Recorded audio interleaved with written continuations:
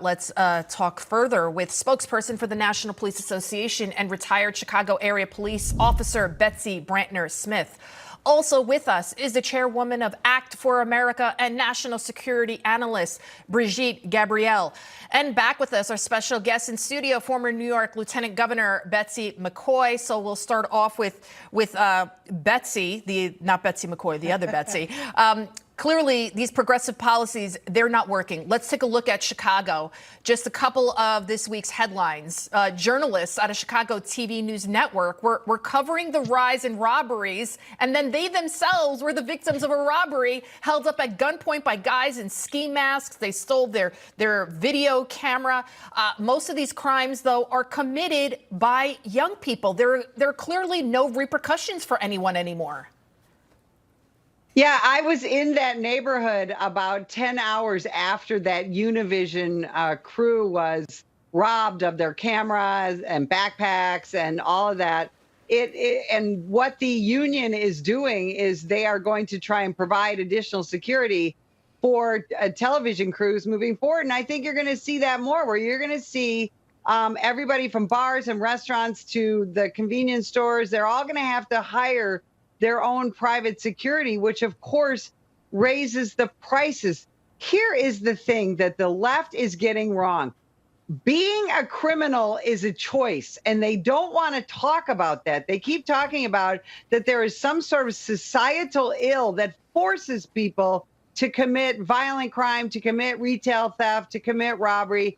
We have got to go back to recognizing as a society that people make a choice to be involved in criminal activity. And when they decide to do that, they need to be punished. But it's going to take law enforcement plus prosecutors plus judges. It's especially going to take the American people at the ballot box. Absolutely. And Brigitte, this same mayor in Chicago, Mayor Brandon Johnson, he's now suing the automaker Kia, saying that it doesn't prevent theft enough. He also scolded a reporter during a press conference for using the word mob and said he wants them to say large gathering.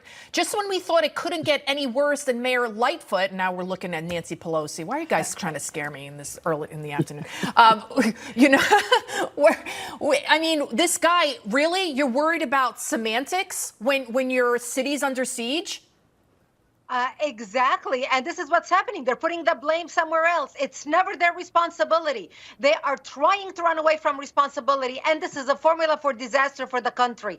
It's like accusing a woman for being raped because she looked a certain way instead of accusing the rapist of the rape. And they don't even want to call him a rapist. They want to call him something else.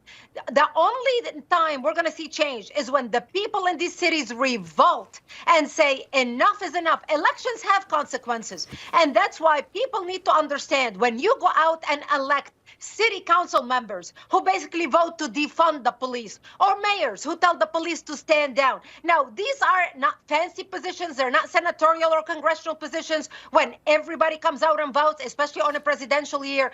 But these positions basically dictate how your city is run. And that's why every citizen must be engaged at the local level. Look, the locals are affected more than anybody, and especially the inner city people. And that's why they need to stand up and be counted. Absolutely. The majority of victims are people of color from the inner city. Now, Betsy McCoy, last question to you. The New York Post reporting right here in New York City that an illegal from Venezuela, he's been arrested 6 times. He's attacked at least 3 strangers, 2 cops, all in the span of 2 months of his arrival here in New York City. So they're not understanding that these illegals are also contributing to the crime crisis. Oh, yes. But New Yorkers and people who live in cities all around the country do understand that. And that's why they're rioting against the bringing so many of these illegals into communities all across New York, putting them in shelters right next to elementary schools, for example.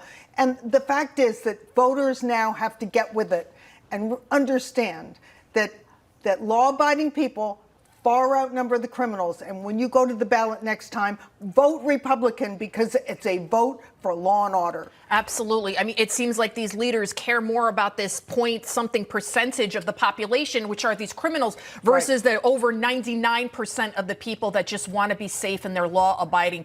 Betsy Brantner-Smith, Brigitte Gabriel, and Betsy McCoy will talk to you again real soon. Thank you so much.